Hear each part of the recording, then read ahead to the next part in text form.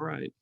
Hello, everyone, and welcome to this new episode of Rule of Albania. Today's guest is Vincent von Gerven.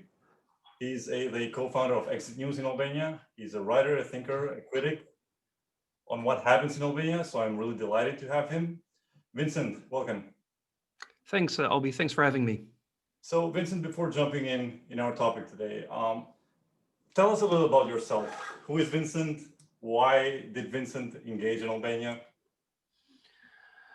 Well, in 2010, when I moved to Albania, I was a PhD student, a PhD student in philosophy.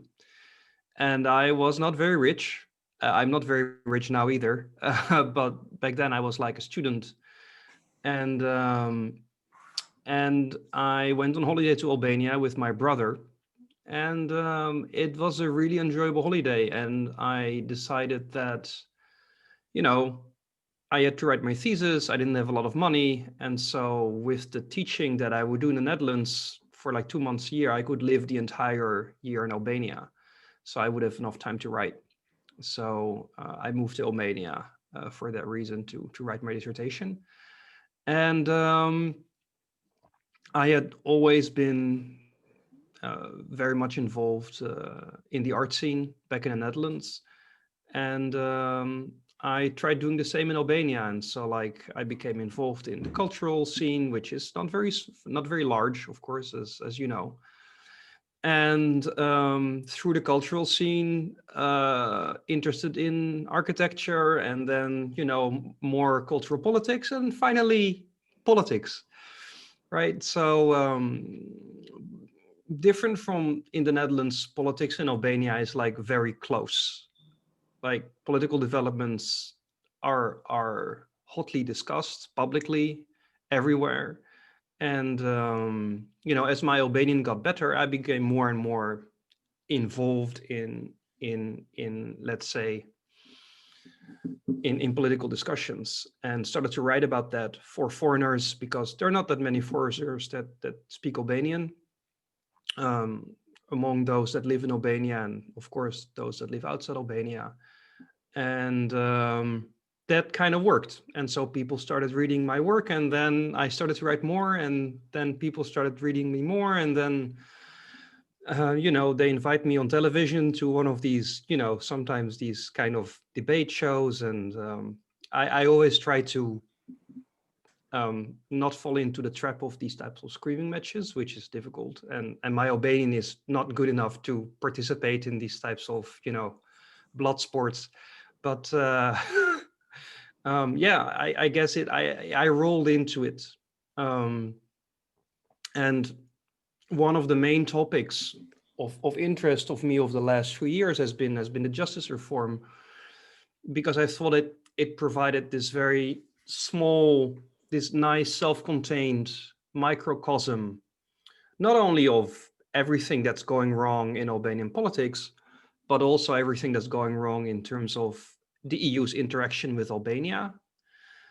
And so I thought it was a very interesting case study to follow it from the beginning, from the first time that people start thinking about justice reform until where we are today, which is not a pretty place, right? And this is something that we all know. So that is like briefly the arc of my engagement with Albania.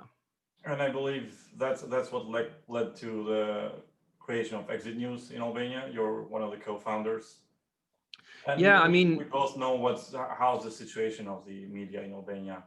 And to be honest, I remember when Exit News was launched, I was happy because back then we were in a really critical condition about freedom of speech, freedom of the press. We still are, I think, even worse absolutely, now, even worse. absolutely.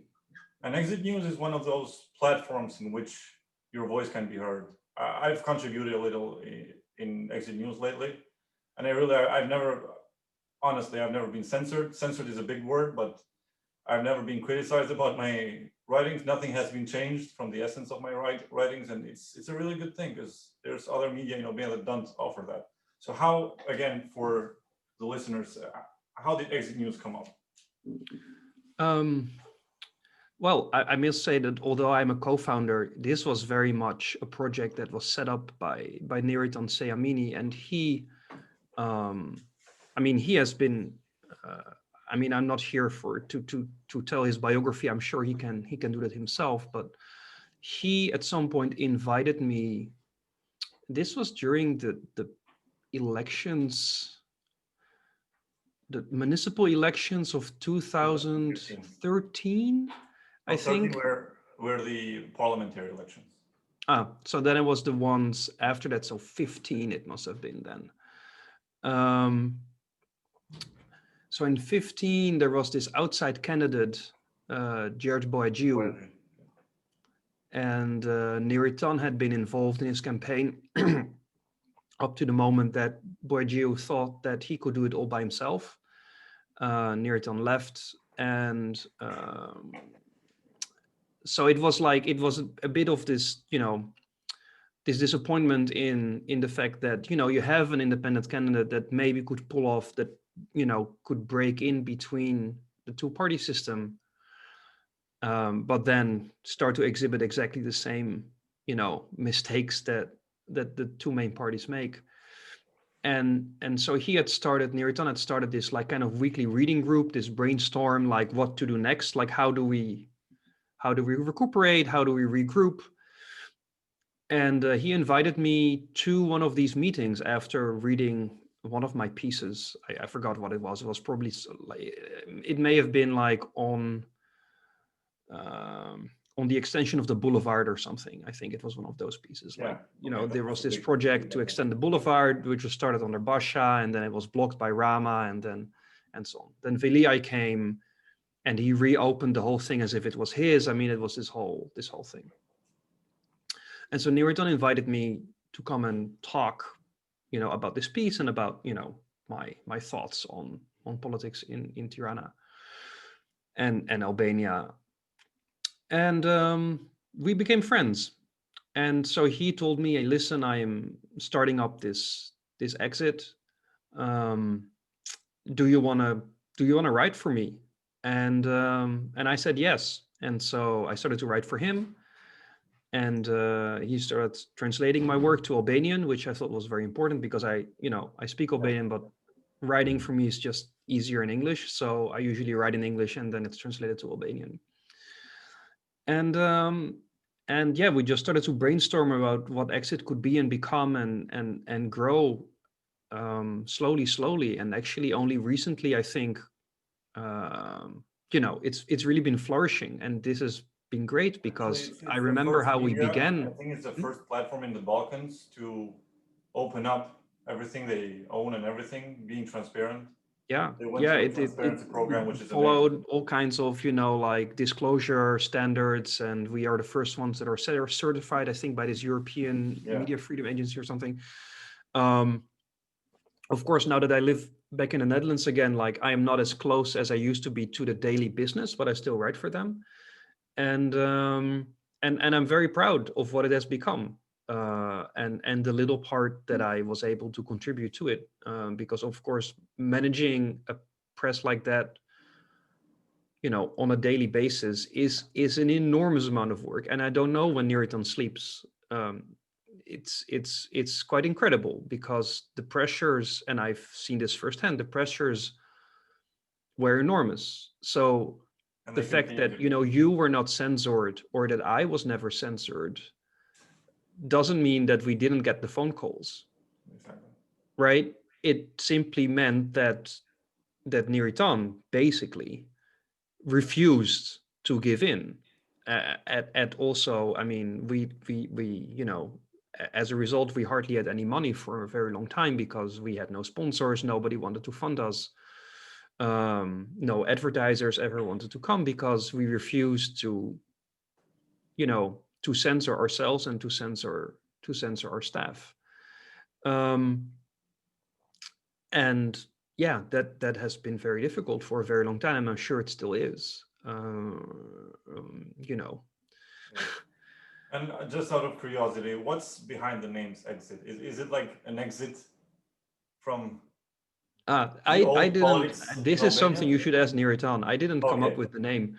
Because that's what I like to think in my head, that it's an exit from the rest of the I mean, I traditional think media we if I have. remember, I mean, this may be anecdotal and this actually may be apocryphal, but it was like either we do something like this or we just all leave, right? And so it became this type of, this is the exit that we want to make.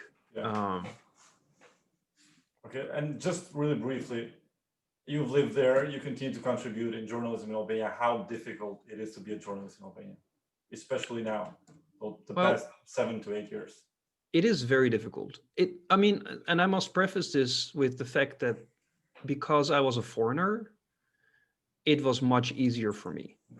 So my Albanian colleagues, not only at Exit, but everywhere in Albanian media, the few that still try to be independent, both in the printing press and on television, are under incredible amounts of pressure. It is very, very difficult. I mean, I have never been threatened, but everyone I know that is Albanian and is a journalist has been threatened on a regular basis. I mean, sorry to interrupt, but not only now, this government has shown that they don't mind doing this also to foreign journalists, because we have Alice. I mean, Alice Yes, this is threatened, let's say. No, this is absolutely true. I was lucky enough to get my residency permit before I started being a journalist. Yeah. But still, I would say that what Alice experiences is still nothing compared. I mean, as horrible as it may be, what she is going through, for Albanians, it's much worse because, like, at the end of the day, they don't only threaten you, but they threaten your family. Like, we will fire your cousin from his job. And the fact that I had no family in Albania made it much easier.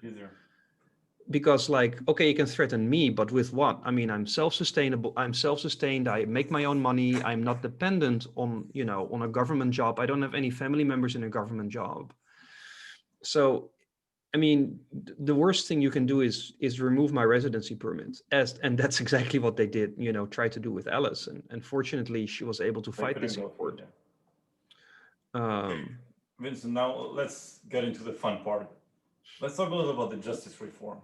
Sure. I mean, I've been a critic myself to this reform since the beginning, and I still continue to be. I'm skeptic, and unfortunately, everything is going towards what I projected with myself back then.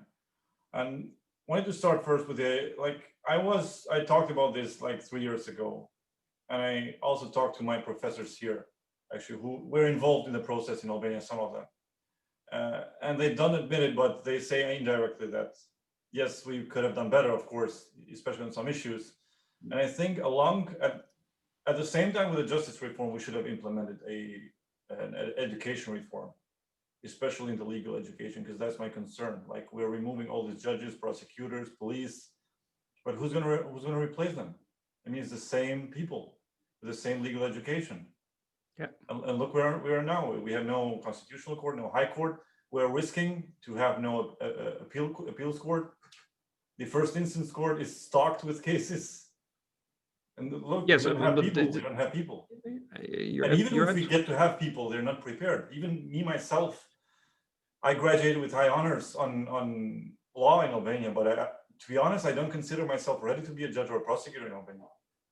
When I see how the legal education is here in the States, like, we don't get the basics, the right way. I mean, like you're analysis, critical thinking. We are not taught you're completely right that you're completely right that this is definitely a crisis of education in part. I mean,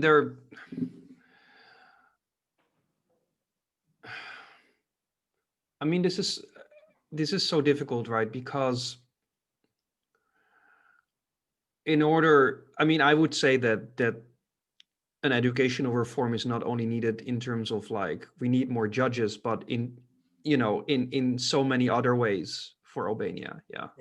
And this is a problem that most probably is very difficult to solve, in the sense that Albania is suffering from an incredible brain drain, not only because of the way the current government functions. It may have exacerbated the problem, but the problem is that Albanians can travel without visa to Europe, and they will. So the problem is not only is your education system basically a disaster. The few intelligent people that may want to become judges, or that have even self-reflection enough to understand that they're not good enough yet to become a judge, like you, leave. And there was an attempt in the justice reform to mitigate this by raising the salaries of judges and prosecutors. Which, however, this will prove unsustainable in the future. Like, there is no money for this. Like, once the EU money runs out, there is just no way that the state can afford to pay these salaries. But that's a side note. There is, I mean, to be frank, there is no one to replace what is currently being taken out of the justice system. I mean, there was this claim, and it's always claims, oh, we didn't know it would be 50%. It's like, how much do you think it would have been? Yeah, so like, I mean, there have been like some predictions by Ruiz Calavera, who is the Western Balkans coordinator, or whatever she is, the chairman of the whatever, the coordinator of the international monitoring operation, that very early on in the process said, yeah, and maybe 20 or 30% or something. Like, she gave a number, but the number is closer to 50, and as you said, it has affected already the highest regions of the justice reform, because it goes from top to bottom, and the courts of first instance will be next. Yes, so this will also be slashed in half, and whoever is left at the court of first instance will be called to work at the appellate court. So maybe we'll have an appellate court at some point, but that will mean that there will simply be no courts of first instance. Like, this will be completely wiped out. And they didn't think about this, and there was also, I think, a very conscious choice from the side of the government to make sure that the School of Magistrates was as little funded and with as little possibilities as they could make it, in order to exacerbate the situation, because it's of course in the clear interest of the Rama government to make this reform as disastrous and as long lasting as possible, because you can milk it, and it basically gives you all the possibilities to pass legislation with impunity. I mean, the justice reform has given them a carte blanche to operate in a de facto state of exception. Yeah. You have the amendment of the media draconian law. You have the demolition of the theater. Many other instances that he did it because he knew there's no justice system. He could get away with everything. Court, so he could do whatever he wanted. Yeah. And he was like, okay, things will go to the Venice Commission, but who cares for the Venice Commission? Because he has made it clear that he doesn't care for the Venice Commission. In any case, is a nonsensical institution. I mean, it's an advisory committee that sometimes if a nation state, if one of the member nations of the Council of Europe wants to change something on their constitution, they give some advice. Yeah, they are not a tribunal. They're not independent. The Council of Europe itself is a cesspit of corruption. So, I mean, I'm sure these people are qualified to say something about legislation, but they're not Albanian constitutional scholars. And this is completely ridiculous that these people would adjudicate, on now what appears to be a regular basis, conflicts between the president and the government. This is an absurd state of affairs. It's getting ridiculous. No, it's ridiculous. And actually, at the Venice Committee would do very well to say, now it's enough. Like, I don't understand why they even accept these cases, honestly. Maybe they want to feel important too, but like, this is also diminishing the role of the Venice Commission. I mean, if they start to adjudicating these types of issues, I mean, there are like 10 other countries with constitutional issues. Before they start negotiating between the Supreme Court in Poland and the government there. I mean, this is absolutely unacceptable, actually.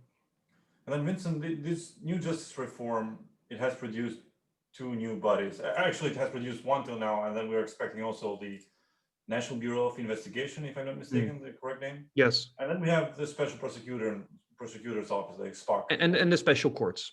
And the special courts, yeah, sorry. I consider them a failure till now, to be honest, because they've been going after these small petty criminals, in my opinion, because they're not going after the guys that did the real things. Yeah. After the big fish, that's how they like to call them. And now they're going after small fish, and they're giving time to the big fish to cover up everything and get away with it. Maybe it's a deal to do so, but at some point, I think it's going to break. These institutions are going to fail. I don't know. What's your opinion? Well, on this? I mean, I don't know if there's a deal, and I'm sure that throughout the and I know that throughout the justice system there are very competent people, and that they're idealistic people, and that there are people in that system, besides all the crooks, that truly believe in justice. And I've met these people, and I would never want to say that. I would never say this about SPAC or about the special courts, about the Bukken, maybe the Bukken, but like that these people in general do not have justice on their mind. However, it is the core mistake of the justice reform, and this is a conceptual mistake, to think that the creation of new laws and the creation of new institutions itself is enough to reinforce the rule of law. The rule of law, in my opinion, is first and foremost based on a shared belief that the rule of law is important, that the rules, that the laws of a country hold for everyone equally. And as long as that fundamental belief is not a core part of a political culture, you can make as many institutions as you want. It won't work. Like, I see the rule of law, the problems with the rule of law in Albania it's not a bureaucratic problem, it's not an institutional problem, it's a cultural problem. It's mentality, And that is a culture that cannot be changed by laws. It's not a culture that can be changed by institutions. It is a culture that can only be changed in the end by the voters, which means that the voters should have a choice. And this choice they don't have. But what happens when we have voters? Because let's face it, most of the people in Albania, like, they don't understand what rule Yes, of law is. but like, maybe I'm a little bit of an optimist in this. Yeah, This, I'm the same too, like, but I also think about the other side of the coin, because from what I see in Albania, there's so many people that, maybe the word is big, but they adore Roma. yeah, I mean, in the same way that many people adore Trump. Yeah, it's scary. And this is, of course, the eternal problem of populism. It's like, how do you deal with a large part of your population that is not well educated? Because that's in the end the bottom line. And that's also, coming back to education, that is again the core problem of this entire of the state where we're in, is the problem of education. But frankly, I don't see any other option than through the vote. So the only way to get out of this, if there is a party or a movement that is headed by people that have a different inclination towards the rule of law, and that these people are voted into office and start to act upon what they promised, during the campaign. And there is simply no other way. Like, any other way that would think about this in a top-down manner, like whether instigated by the EU or by the Venice Commission or by anyone else, is just failed, is doomed to fail. This can only come from the people themselves. Does that mean that, it is very unlikely? Yeah, because, I mean, first of all, many people in Albania have many other things on their mind than voting for a candidate that cares about the rule of law. They want to have food, they want to have shelter, they want to have electricity, they want to have internet, they want to have running water. I mean, running water in the capital of Albania is still an issue. This is absolutely insane. This is absolutely unacceptable, in fact. And any mayor in any city anywhere in the world would have been thrown out of the city years ago for the fact that people do not have daily water. Yet somehow, here we are. And now let's jump in another reform, because we love to make reforms year after year. is the Yeah, not only, electoral. I mean, it's not that Albania loves reforms, it's that the EU loves reform. Yeah, yeah. Okay, yeah, that's more accurate actually.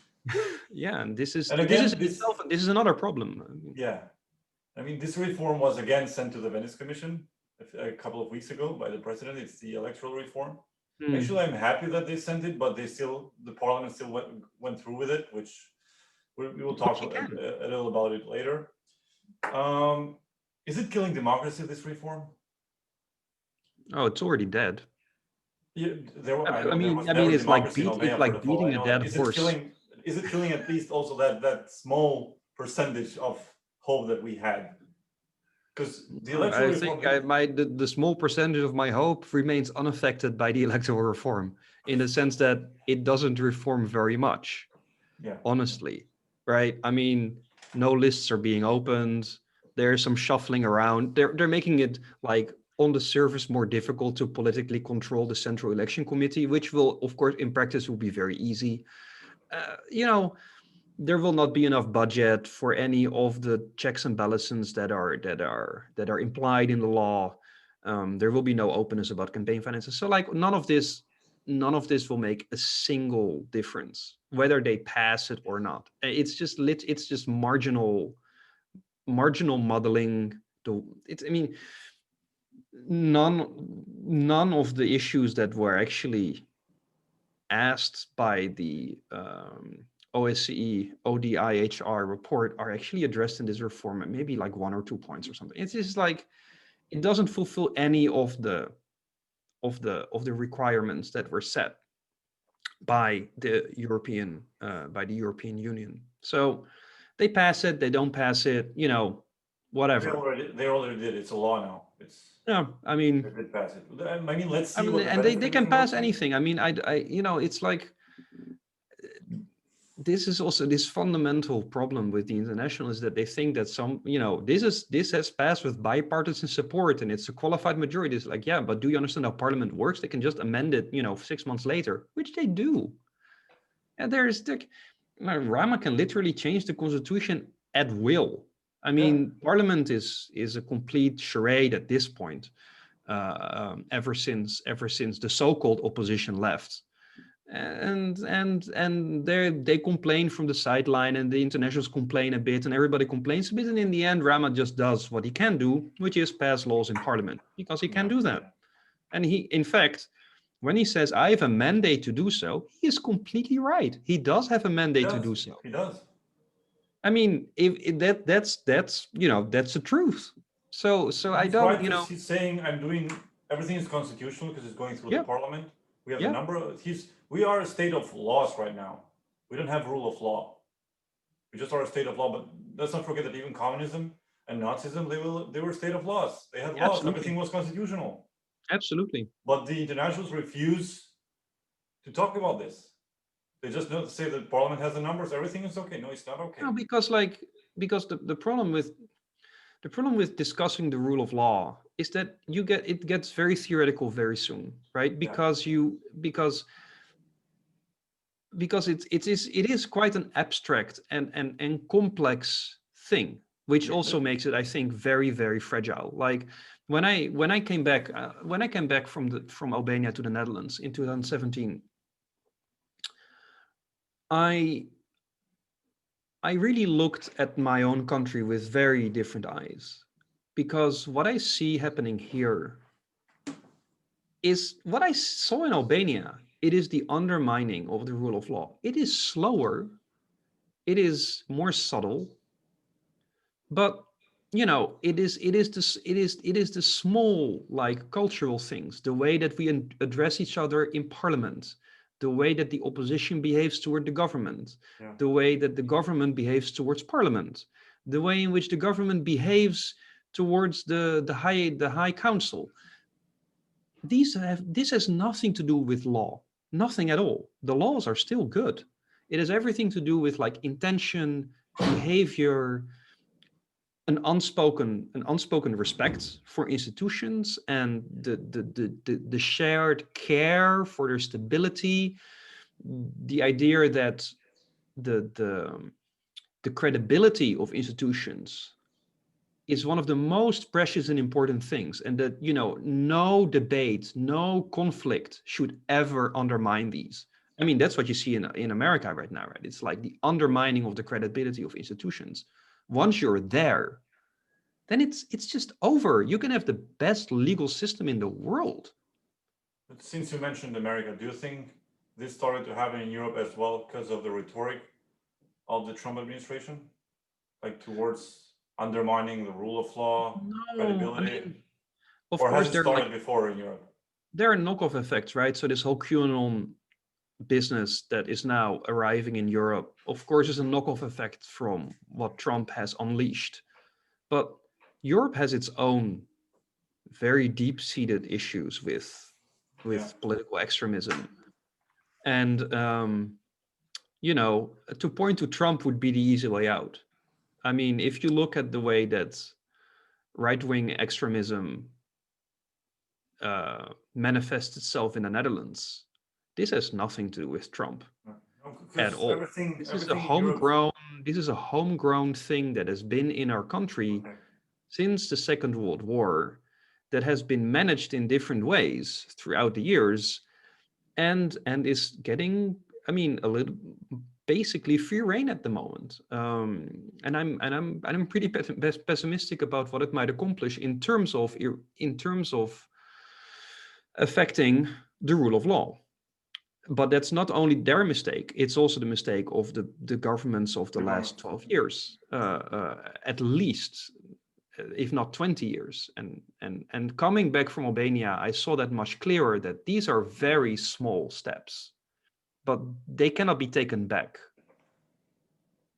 Okay. And so, yeah, Sorry. please. No, go ahead. I was repeating myself. Okay, I just wanted to jump to another point, which I see very critical at this point. So before the elections, we might have 5 new parties, and 4 of them formed just months before the elections. How do you see this move? Do you see this? Do you think that Rama is pushing these people to create new parties? Because all these people that are forming these new parties, they're all from the old avant-garde of the opposition, from the old DP. I don't know, I mean, what's your opinion on that?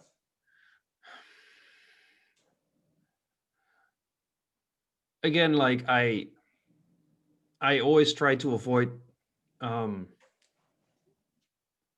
to make relations that I cannot prove. Um, however, I am not surprised. Yeah, I mean, it has been the tactic of Edi Rama since the very beginning to divide the opposition, um, and of course he's trying it again. It's a natural inclination for a politician. Like, I think that this is common behavior among politicians all around the world, even though they usually do not create these opposition parties like 5 months before the elections. This is, of course, you know, a typical phenomenon. I mean, not typical to these elections in the sense that we always have these new parties coming up suddenly before the elections. Yeah, whether that's Nisma or it's what was this party of Blue Shienson, right? Or these utterly marginal parties like the agrarian party that suddenly, you know, become active and have like giant headquarters in the middle of block, and you're like, what the hell is this party? This never existed. And then actually they did exist, but they just never did anything. So I mean, you could well say that these parties don't do anything at all unless it's elections. And of course, this is again another part of the problem, is that there is no culture of like political parties fostering, you know, any type of continuity except for the great leader. And this is, of course, the issue with both the PD and the PS, is this ridiculous attachment to this one guy that's there and just rules everything and crushes any form of internal opposition. Yeah, I see. Okay, Vincent. One last thing I wanted to talk about before we close this. It's the elections here in the US. It looks that people are more excited about the US elections in Albania actually than here in America. I don't know why this happens actually. I don't understand it sometimes, but we have also our politicians who are excited, of course, about these elections. the DP has not been open about these elections. Basha didn't No, go because open. they're stupid idiots. I mean, when they went to America to support Trump, I mean, just give me a fucking break.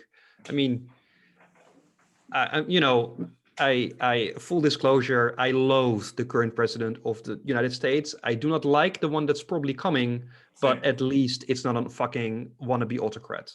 So, it's so,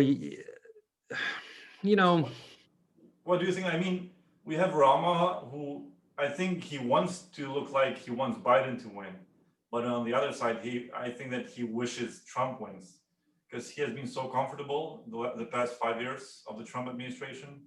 Because America's foreign policy: America first, no interference in other states. We want stability. We don't care about democracy and the rule of law. I mean, it is true that Trump has been the favorite president of many strongmen around the world, and so I would not, I wouldn't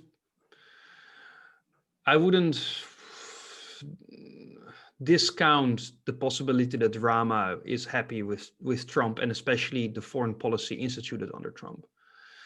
I do not know whether American foreign policy in the Western Balkans.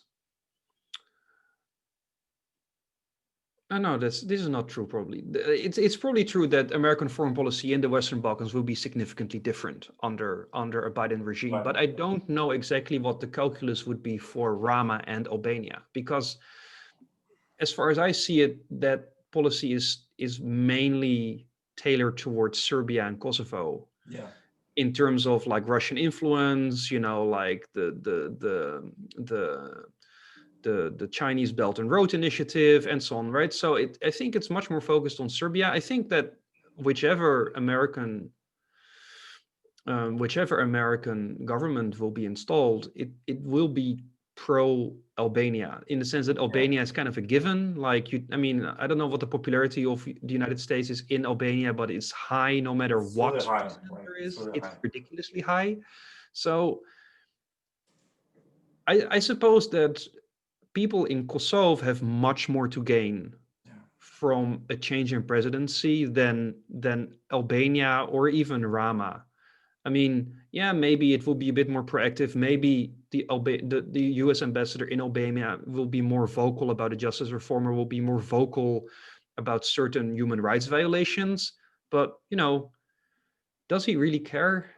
I mean, is it going to be really more difficult for him when there's? I don't think so. Yeah. And at the end of the day, Rama still portrays himself as left wing. He obviously is not, but like he